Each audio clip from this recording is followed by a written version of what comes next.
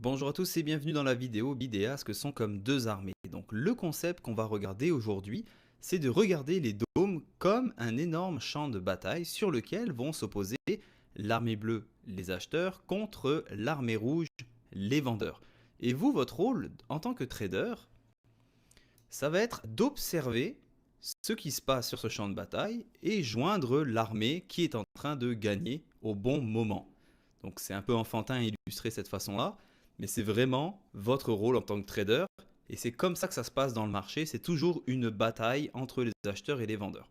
Donc on va regarder ensemble quels sont les outils qui nous permettent de voir quelle armée est en train de gagner en puissance, quelle armée est en train d'attaquer l'autre et surtout quelle armée est sur le point de fuir. Donc pour ceci, on va avoir deux informations que les carnets nous donnent. La première information, ça va être le bid et le ask qui vont nous donner les intentions d'achat ou de vente. On va plutôt le voir comme le nombre de soldats qui défendent un prix, donc qui défendent leur position à un certain prix. L'autre information, ça va être le tape, donc le inside print. Ça va nous faire voir le nombre de soldats qui a attaqué l'armée adverse. Donc comment une armée gagne du territoire? Ça va être quand elle va faire un tick up ou un tick down selon si c'est l'armée rouge ou l'armée bleue. Donc pour ceci, quand on regarde ici au niveau de notre dôme, on voit que par exemple à 17,020, l'armée bleue défend une position avec 869 soldats. Et en face d'elle, l'armée rouge a 1060 soldats qui défendent le prix à 17,022. Donc pour que l'armée bleue gagne le territoire à 17,022, il va falloir que les 1060 soldats ici se retirent de la bataille ou soient tués par l'armée bleue. Donc, quand un acheteur prend un ordre marché, il va cliquer ici dans la case au-dessus et ce que ça va faire, c'est que en cliquant, ça va supprimer un soldat ici dans l'armée rouge et rajouter une unité bleue dans la colonne du tape. Pour que l'armée rouge ici perde son territoire, il va falloir que ça arrive à 0. Donc soit tous les soldats de l'armée vont se retirer ou ils vont être tués par l'armée bleue. Et à l'inverse, pour que l'armée rouge, elle, gagne le territoire sur 17,020, il va falloir que les vendeurs prennent des ordres marché, donc cliquent dans la case ici, et quand ils vont cliquer ici, ça va tuer un soldat de l'armée bleue, donc ça va enlever une unité ici, et ça va en rajouter une ici. Donc c'est comme ça que les armées gagnent et perdent du territoire. Donc on va regarder maintenant le trade suivant qui va parfaitement illustrer le concept des armées qui vont défendre leur position. Et on va voir aussi quand une armée perd de sa puissance, l'autre armée en profite pour l'attaquer de façon agressive. J'ai pris ici un trade long, donc à 25,035. Pourquoi? Car quand j'ai vu le 5000 ici, ça m'a démontré que l'armée rouge ici essaye de défendre les plus hauts du marché. Et donc elle attaque agressivement l'armée bleue. Et l'armée bleue arrive à supporter la grosse attaque et continue d'attaquer l'armée rouge. Donc ça me prouve que l'armée bleue ici a une grande force et est prêt à se battre pour pouvoir casser les plus hauts du marché.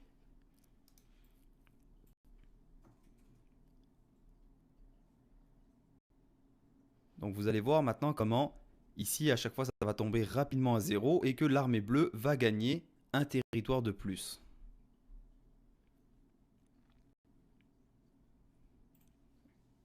Et donc voilà, plus le marché va se mettre à monter, moins l'armée rouge va avoir de force pour pouvoir attaquer l'armée bleue. Et donc ça va donner un signe à l'armée bleue de continuer à attaquer l'armée rouge. Car ça prouve que l'armée rouge n'est plus aussi forte qu'avant. Plus on va arriver proche du haut du marché, plus le combat sera intense et décisif.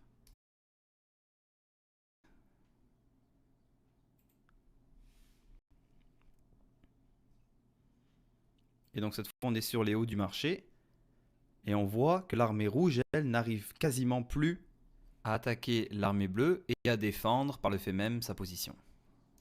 Et c'est ce qui va faire décoller le marché.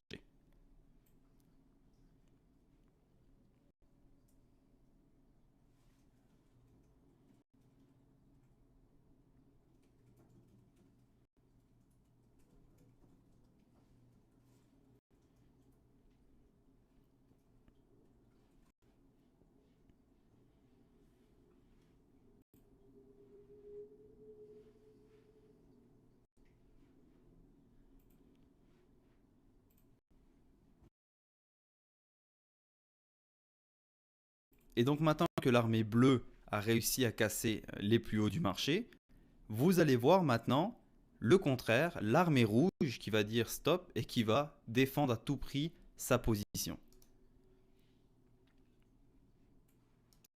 Donc on peut le voir ici. Maintenant on voit que l'armée bleue n'arrive pas à aller plus haut et même si elle met beaucoup de soldats en attaque, on voit que l'armée rouge va vraiment défendre le 25-065. Et donc moi, ça va me donner mon signal pour me dire, bon, bah, l'armée bleue ne pourra pas aller plus haut. Donc je sors maintenant de mon trade long. On voit maintenant que j'ai placé un ordre pour pouvoir sortir de mon trade à 25-065. Et de plus, on voit que maintenant, l'armée rouge, en plus de défendre sa position, se met à attaquer de façon très agressive l'armée bleue, donc les acheteurs, et on voit 2700, alors que sur les niveaux inférieurs, on était ici à 69, 108, 164, donc on voit vraiment qu'il y avait beaucoup moins de soldats de l'armée rouge qui attaquaient l'armée bleue. Donc maintenant, quand je vois ce genre de configuration, je me dis que maintenant l'armée rouge va reprendre le dessus, donc je ne vais pas attendre et prendre le risque de perdre des ticks. Donc je vais sortir tout de suite de ma position parce que là c'est un signal fort qui démontre que l'armée bleue n'a plus de puissance et que l'armée rouge va reprendre le contrôle pour retourner dans les zones plus basses du marché.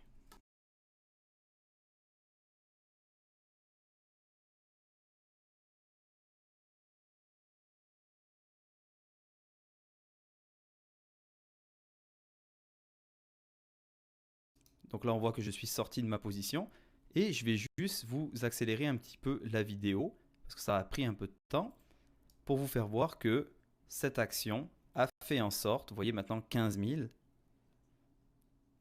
et le marché du coup réagit en redescendant.